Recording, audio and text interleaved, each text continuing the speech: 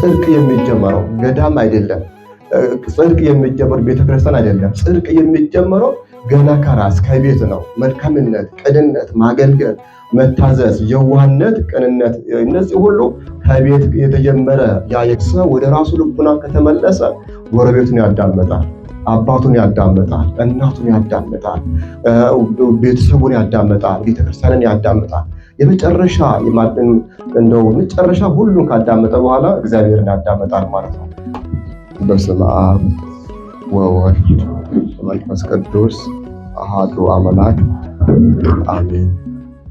ክቡር አባታችን ሊቀ ካህናት ቀሲስ ኢዮብ ወንድሙ የሶማሌ ጅጅጋ ሀገረ ስብከት ዋና ስራ አስኪያጅ፣ ክቡር አባታችን መላከማዊ ቀሲስ ኢንጂነር ዮሐንስ የዚሁ ታላቁ ደብራችን ዋና አስተዳዳሪ፣ እንዲሁም ክቡራን የሀገረ ስብከቱ ክፍል ኃላፊዎች፣ እዚህ ያላችሁ የሰንበት ትምህርት ቤቱ የአምደ ሃይማኖት ሰንበት ትምህርት ቤት ሰብሳቢ፣ ምክትል ሰብሳቢ አባላት፣ ውድ ልጆቻችን ሁላችሁ በዚህ ያላችሁ የደብረማዊ ቅዱስ ሚካኤል ቤተክርስቲያን ምክትል ሊቀመንበር፣ ዋና ጸሐፊ፣ የሰበካ ጉባኤ አባላት ሁላችሁም በዚህ የተሰበሰባችሁ በአምላካችን በእግዚአብሔር ፍጹም ሰላም እንደምን ዋላችሁ? እንደምን ሰነበታችሁ? በዚህ በቅዱስ ስፍራ የሰበሰበን ስሙን እንድንጠራ ድምፁን እንድንሰማ በዚህ እንድንባረክ እንድንቀደስ የፈቀደልን አምላካችን እግዚአብሔር ስሙ ለዘላለሙ የተመሰገነ ይሁን። የመስቀል ስር እናታችን ድንግል ማርያም ወላዲተ አምላክ በረከቷ አማላጅነቷ በሁላችን ላይ ይደርብን። እንግዲህ ዛሬ እንደው ፈቃድ እግዚአብሔር ሆኖ እየመጣ ነው። የእናንተን አክብረን ደብሩን አክብረን በዚህ ዛሬ ለመጠየቅ ነው የመጣ ነውና ባለፈውን ጊዜ እንዲሁ ፕሮግራም ተይዞልን የደብሩ ሰብሳቢ ሌሎችን ኮሚቴዎች ማለት ነው ነግረውን ሳይመችኝ ወደ አዲስ አበባ ተመለስኩኝ። ዛሬ ደግሞ እግዚአብሔር ትናንትና እንደው ቢያልፍም ዛሬም ግን የቀደመን የለምና የሁሉ የእግዚአብሔር ፈቃድ ሆኖ ዛሬ አገናኝቶናል። ስለዚህ ባለው ነገር የአንጋፋ አምደ ሃይማኖት ሰንበት ትምህርት ቤት እንግዲህ ይሄ ሰው የሚሰራበት አምደ ሃይማኖት ብዬ አምናለሁ። ትምህርት ቤት ሰንበት ትምህርት ቤት ማለት አምደ ሃይማኖት ሰንበት ትምህርት ቤት ማለት የሰው ልጅ የሚታነጽበት፣ የሰው ልጅ የሚሰራበት፣ የሰው ልጅ ከእግዚአብሔር ከራሱ ጋር የሚታረቅበት፣ ከእግዚአብሔር ጋር የሚታረቅበት፣ ከቤተ ክርስቲያን ጋር የሚታረቅበት ሰንበት ትምህርት ቤት ነውና እንግዲህ እግዚአብሔር ፈቃድ ሆኖ በስታችኋል። ትናንትናም አላችሁ፣ ዛሬም አላችሁ። ቀጣዩ ደግሞ የበለጠ እንድትጠናከሩ ነው ዛሬ የመጣ ነውና ብርሃነ ዓለም ቅዱስ ጳውሎስም በዚህ በአንደኛ ቆሮንቶስ ምዕራፍ 16 ቁጥር 13 ላይ ንቁ፣ በሃይማኖት ቆሙ፣ ጎልምሱ፣ ጠንክሩ፣ በእናንተ ዘንድ ሁሉ በፍቅር ይሁን ይላል። ለቆሮንቶስ ሰዎች በወንጌል ለወለዳቸው፣ በሃይማኖት ለወለዳቸው፣ በጥምቀት ለወለዳቸው እነኛ ከአምልኮ ጣዖት እንግዲህ የቆሮንቶስ ሰዎች ከአምልኮ ጣዖትን ያመልኩ የነበረ ከገቢረ ኃጢአት ወደ ገቢረ ጽድቅ፣ ከአምልኮ ጣዖት ወደ አምልኮ እግዚአብሔር ካመጣቸው ከእግዚአብሔር ጋር ከተዋወቁ አንድ ከሆኑ በኋላ አሁን ከዛ ከእንቅልፉ ዓለም ማለት ነው። ጣዖትን ማምለክ እንቅልፋንነት ነው። በደሉ፣ ኃጢአቱ፣ አመፁ፣ ተንኮሉ ከእንቅልፍ ዓለም ከነበሩበት ንቁ ላቸዋል። እንዲነቁ፣ በእምነት እንዲነቁ፣ ንቁ፣ በሃይማኖት ቆሙ፣ ጎልምሱ፣ ጠንክሩ፣ በእናንተ ዘንድ ሁሉ በፍቅር ይሁኑ። ከጎለመሱ በኋላ ከጠነከሩ በኋላ ከጾም በኋላ ጾሙን፣ ጸሎቱን፣ ስግደቱን፣ አገልግሎት ሁሉ ግን መጨረሻው ያሰረ በፍቅር ይሁን ይላቸዋልና የእግዚአብሔር ልጆች እናንተም ባለው እንግዲህ በትናንትናው በነበረ አገልግሎት ትናንትና የነበረ ዝማሬ፣ ትናንትና የነበረ ቅዳሴ፣ ትናንትና የነበረ ከእግዚአብሔር ጋር መመላለስ፣ የትናንትና የነበረ ሕይወት ዛሬም ኖሮ ነገም ደግሞ የበለጠ ሰፍቶ የበለጠ አድጎ እንድትቀጥሉ ነው አደራ የምንላቸውና እንግዲህ ትልቁ ሰንበት ትምህርት ቤት ምንድነው ስንል በቤተ መቅደሱ ሰው መጀመሪያ ራሱን ማገልገል አለበት ብዬ አምናለሁ። እየሰማችሁ ነው። መጀመሪያ ራሱን ማዳመጥ፣ ራሱን ማየት፣ ሁሉ ነገር በስሜት በጩኸት በአመጽ ሳይሆን ወደ ራሱ ልቦና መመለስ ያስፈልጋል። ሰው ወደ ራሱ ልቡና ከተመለሰ ጎረቤቱን ያዳምጣል፣ አባቱን ያዳምጣል፣ እናቱን ያዳምጣል፣ ቤተሰቡን ያዳምጣል፣ በመንገድ ያለውን ያዳምጣል፣ ቤተክርስቲያንን ያዳምጣል። የመጨረሻ መጨረሻ ሁሉን ካዳመጠ በኋላ እግዚአብሔርን ያዳምጣል ማለት ነው። በቤተ እግዚአብሔር ስንመላለስ ስንኖር ራስን ማዳመጥ ወደ ራሱ ልቡና ተመለሰ አይደል የተባለው። ወደ ራሱ ያ የጠፋው ልጅ ወደ ራሱ ልቡና ተመለሰ ነው የሚለው።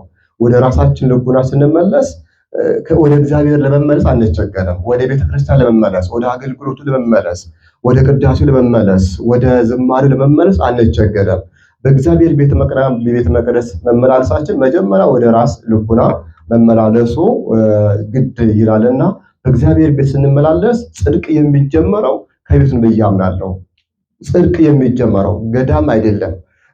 ጽድቅ የሚጀመረው ቤተክርስቲያን አይደለም። ጽድቅ የሚጀመረው ገና ከራስ ከቤት ነው። መልካምነት፣ ቅንነት፣ ማገልገል፣ መታዘዝ፣ የዋህነት፣ ቅንነት እነዚህ ሁሉ ከቤት የተጀመረ ያ የክርስቲያን ቤት እግዚአብሔር የሚመለክበት ቤታችን የአባቶቻችሁ ቤት የእናቶቻችሁ ቤት እናንተ የተወለዳችሁበት ቤት ያ የእግዚአብሔር ቤት ነው። እግዚአብሔር ስሙ የሚጠራበት እግዚአብሔር የሚመለክበት ከዛ የነበረ ጽድቅ እዚህ ስንመጣ አንቸገርም ማለት ነውና ባለው አገልግሎቱ ከቤት ይጀምራል። ከቤት ስንጀምር ከአባት ይጀምራል፣ ከእናት ይጀምራል፣ ከታላቅ እህት ይጀምራል፣ ከታላቅ ወንድም ይጀምራል።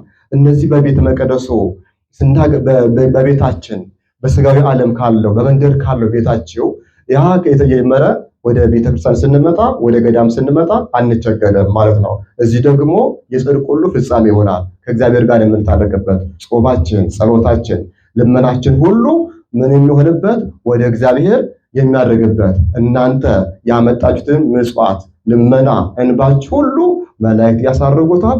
እግዚአብሔር ይቀበላል። ዋጋ ሰጪው እግዚአብሔር ይሆናል ማለት ነው። ይሄ የጽድቅ ቦታ ስለሆነ ስለዚህ የእግዚአብሔር ልጆች ባለው አገልግሎታችን እንደው ስናገለግል እንደው ስናዜም ስንዘምር በቤተ መቅደሱ ስንመላለስ ባለው ነገር ለታይታ ሳይሆን ከእግዚአብሔር ጋር ከእግዚአብሔር በረከትን ለማግኘት ራስን ማዘጋጀት ያስፈልጋል። በእምነት ሆነ በሃይማኖት ሆነ በፍቅር ሆነ በትህትና ሆነ ትልቁ ነገር በቤተ እግዚአብሔር ልጆቻችን እሺ ማለት ነው። ትልቁ ነገር ማለት ነው።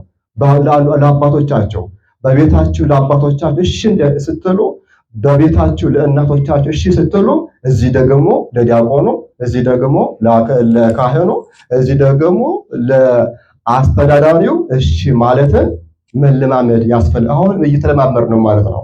አሁን ደጅ ጽናት ነው። ቤተ መቅደስ ስንመጣ ቤተክርስቲያን ስንመጣ ቤተክርስቲያን ከእግዚአብሔር ጋር ለመኖር ከእግዚአብሔር ጋር ለመተዋወቅ ደጅ የምንጸናበት ቦታ ማለት የቅድስና ስፍራ የምህረት አደባባይ ማለት ነውና ባለው ነገር እንደው እኔ ቤተ መቅደስ መጣቸው ሰንበት ትምህርት ቤቱ ምዕመናን ውድ ልጆቻችን ከሰፈር ካሉት ልጆች ሰዎች መለየት ያስፈልጋል። ከሰፈር ካሉት እናንተ በልጣችሁ መገኘት ያስፈልጋል። እናንተ በቤታችሁ በመንደር ያለው ለሌላው ምሳሌ መሆን ያስፈልጋል። አርአያ መሆን እናንተ ቤተ መቅደስ መጣቸው ልብስ ለብሳቸው በቤተ መቅደስ ለማስቀደስ የመጡትን እናቶቻችን እንግዲህ ቤተ ክርስቲያን እንደመጣው አገዶ ይመጣል፣ እናቶች ይመጣሉ፣ አሮጊቷ ትመጣለች፣ ደካማው ይመጣል፣ ታማሚው ይመጣል። ቤተ ክርስቲያን ማለት ፍርድ ቤት ሳትሆን ምን ቤት ናት? ቤተ ክርስቲያን ማለት ሆስፒታል ሐኪም ቤት ነው። የሰው ልጅ የሚታከምበት የሰው ልጅ በሞራል በመከራ በኃጢአት በፈተና በዝሙት በስርቆት በተለያየ ነገር ከጠፋበት ከሞተበት ከወደቀበት እንደገና የሚጠገንበት ቤት ማለት ነው። እንደገና የምንጠገንበት ሰው በዓለም ሆኖ ኃጢአት ሊሰራ ይችላል፣ ሊበድል ይችላል፣ እግዚአብሔር ሊያስቀይም ይችላል። ወደ ቤተ መቅደስ ደግሞ እዚህ ሲመጣ እንደገና ምን ሆናል? ይጠገናል፣ እንደገና ይሰራል፣ እንደገና ይታነጻል፣ እንደገና ይበረታል፣ እንደገና ይጽናናል፣ እንደገና ሞራል ያገኛል፣ እንደገና ንስሐ ገብቶ በርትቶ ከእግዚአብሔር ጋር አንድ ሆኖ ወደ እግዚአብሔር የሚቀርብበት ማለት ነው። ስለዚህ ውድ ልጆቻችን ወደ እናቶቻችን እኛ ልዩ ሆናቸው ከመንደር ካሉት እናቶቻችን እንዳልኳቸው ሐኪም ቤት ብለናል፣ ሆስፒታል ናት። ሌሎቹ አባቶቻችን፣ ሌሎቹ እናቶቻችን፣ ሌሎቹ ወንድሞቻችን ለቅዳሴ ሲመጡ እናንተ ያንን ወደ ቤተ መቅደስ የሚገቡትን እናቶቻችን ልብስ ለብሳቸው ማስተናገድ ማስቀመጥ እነኛም ማስተናገድ ማለት እያገለገላችሁ ነው ማለት ነው። እንግዲህ አገልግሎቱ በዝማሬው በማስተናገድ ሽማግሌው ለሽማግሌው በመታዘዝ ለእናቶች በመታዘዝ መንፈሳዊ ሕይወታችን በዚህ ከሆነ ከእግዚአብሔር ጋር እንታረቃለን በረታለን ማለት ነውና በዚህ ያላችሁ ሁላችሁም እሺ ማለትን መለማመድ ያስፈልጋል። ለዚህ ነው ቅዱስ ጳውሎስም ንቁ፣ በሃይማኖት ቁሙ፣ ጎልምሱ፣ ጠንክሩ፣ በእናንተ ዘንድ ሁሉ በፍቅር ይሁን ያለንና ሁሉ ዝማሬ በፍቅር እንዲሆን፣ አገልግሎቱ በፍቅር እንዲሆን፣ እግዚአብሔር ማገልገሉ በፍቅር እንዲሆን፣ ለእግዚአብሔር መልካም ፈቃድ መመላለሱም በፍቅር እንዲኖር ነው ቤተክርስቲያናችን መጽሐፍ ቅዱሱ የሚያስተምረን። ዛሬ እንደ እግዚአብሔር መልካም ፈቃድ እናንተን ለማየት እናንተን ለመባረክ እናንተን እንዴት ናችሁ ለማለት መጥተናልና ባለው ነገር ጠንካራ መሆን ብርቱ መሆን። አንዳንድ ጊዜ ብዙ ልጆች አልቀሩ እናንተ የምታውቋቸው ትናንትና የዘመሩ የሉ፣ ትናንትና ያገለገሉ የሉ፣ ትናንትና ያመሰገኑ የሉ፣ ትናንትና መስቀል ተሳለሙ የሉ፣ ትናንትና የቅዳሴውን ጸበል እየጠጡ ያደጉ የሉ፣ ትናንትና የካህኑ እጅ ስጋና ደሙን የተቀበሉ ያደጉ የኖሩ የሉ፣ ዛሬ ግን የሌሉ ማለት ነው። በየመንገዱ እንደምታውቁት ነው። ዲያቆን ነበርኩኝ፣ ቄስ ነበርኩኝ፣ ካህን ነበርኩኝ የማይባል ነገር የለም። ዘማሪ ነበርኩኝ፣ እንደኔ አገልጋይ አልነበረም የሚሉ ብዙ ሰዎች አሉ። እናንተ በእግዚአብሔር ቤት መኖራችን ውድ ልጆቻችን የእናንተ ብርቱነት ሌላውን ያሻግራል፣ ሌላውን ይጠግናል፣ ሌላውን ያበረታል። ያንተ ራስን መቆጣጠር ራስን ሆነ መገኘት ሌላው ይበረታልና እንደው ስንኖር ለብቻችን አይደለም፣ በእኛ በስተጀርባ ያሉትን እናበረታለን። ባለው ነገር በዚህ በአገልግሎታቸው የበለጠ ጠንክራቸው በርትታቸው እንደ እግዚአብሔር መልካም ፈቃድ ከኔ ምን ይጠበቃል? የት ነው ያለሁት? የት መጣሁ? ወዴት ነው የምሄደው? ብላችሁ በእግዚአብሔር ቤተ መቅደስ ስትመላለሱ የበለጠ እንድትጠናከሩ አደራ ለማለት ነውና እንግዲህ እንደምታውቁት ቤተክርስቲያን አደራ ናት። ሕፃናቱን፣ ወጣቱን፣ አዛውንቱን፣ ሽማግሌውን እንግዲህ ቅዱስ ጴጥሮስም ይህንን አደራ ተቀበለ። እያንዳንዱ የአደራነቱ አይነት አለው እንጂ ሁሉም ባላደራ ነው። እየሰማችሁ ነው? ሁሉም ባላደራ ነው። እዚህ ያለ ኃላፊነት አለ። አንተ እዚህ አባል ሳትሆን ለቤተክርስቲያን ባለቤት አንተ አካል የእግዚአብሔር አካል ሆነ የቤተክርስቲያን አካል ነህ። ስለዚህ ሁሉ አደራ ያንተ እዚህ ያለው ሊቀመንበሩም፣ ጸሐፊውም፣ ምክትሉም፣ ሰበካ ጉባኤውም፣ ልማት ኮሚቴውም፣ አስተዳዳሪውም፣ ካህኑም ሁሉም ሰንበት ትምህርት ቤቱ አደራ አለበት ማለት ነው። እንዳይመስላቸው አደራነቱ ከላይ ብቻ ስለተጀመረ ከሊቀ ሐዋርያቱ ከቅዱስ ጴጥሮስ ስለተጀመረ ነው እንጂ ሁሉም እንደ ደረጃው ባላደራ ማለት ነው። ይህንን ባላደራ ትናንትና በጎን ነገር ተመልከቱ። እናንተ ትናንትና በጎን ነገር ከአባቶቻችን ተረከበን፣ ከካህናቱ ተረከበን፣ ከሽማግሌዎች ተረከበን። ከዚህ ቦታ እዚህ ቦታ በጎ ነገር ተረከባችኋል። በጎ ነገር እንዳገኛችሁ ሁሉ ደጉን ነገር እንዳገኛችሁ ሁሉ በጎን ነገር ደግሞ ለሌላው ለማስተላለፍ ባላደራ ነሽ ማለት ነው። ባላደራ ነህ ማለት ነው። በዚህ ሁኔታ እንድትነቃ አይታችኋል። ያቺ ሳምራዊቷ ሴት በቅዱስ ዮሐንስ ወንጌል ምዕራፍ 4 ላይ ያለችዋ ክርስቶስ ካገኛት በኋላ መጀመሪያ እሷ እኮ አይደለም ያገኘችው። ኢየሱስ ክርስቶስ መድኃኔ ዓለም ካገኛት በኋላ የራሱ ካደረጋት በኋላ ሕያው የሆነውን ቃሉን ሕይወት የሆነውን ቃሉን ከነገራት በኋላ እየሮጠች ማለት ነው። አስተውሉ፣ እየሮጠች ያንን በጎ ነገር ለመንደሆሩ ነገረች። ተመልከቱ፣ በጎ ነገር አለች። የበጎ ነገር ሁሉ በጎ የሆነ በጎ ነገርን የሚሰጥ በረከትን የሚሰጥ ሕይወትን የሚሰጥ ስሙን ጠርቼው ድምፁን ሰምቼው በጎ ነገር ከሱ ያገኘሁት መሲሁን አግኝቼዋለሁ አለችው። ኢየሱስ ክርስቶስን አግኝቼዋለሁ፣ መድኃኒቱን አግኝቼዋለሁ፣ የወንጌሉን ባለቤት አግኝቼዋለሁ፣ የቃሉን ባለቤት ሁሉ አግኝቼዋለሁ። እርሱን ሰበከችው ይላል። ለዓለሙ ለዛ ለመንደሯ ሁሉ እየሮጠች በጎ የሆነውን መሲሁን ነቢያት ስለሱ ትንቢት የተናገሩለት ምሳሌ የመሰሉለት በጎን መልካሙን ሰው አግኝቻለሁ ብሎ በጎ ነገር ለመንደሩ ሁሉ ለወንድሞቿ ለእህቶቿ ሁሉ ተናገረችዋል። የእግዚአብሔር ልጆች እዚህ ስንመላለስ ከሌላ በተሻለ መልኩ ካልሆነን ካልተገኘን የኛ መመላለስ ትርጉም የለውም። እኔ ባለው አገልግሎት ሰው ከሌላ ተሽዬ የማልገኝ ከሆነ የኔ መመላለስ ትርጉም የለውም። ስለዚህ ከሌላው በመልካምነት በቅንነት በየቦታው የሚሳደበው የሚያጎረመርሙን አይደለም ማየት አለባቸው።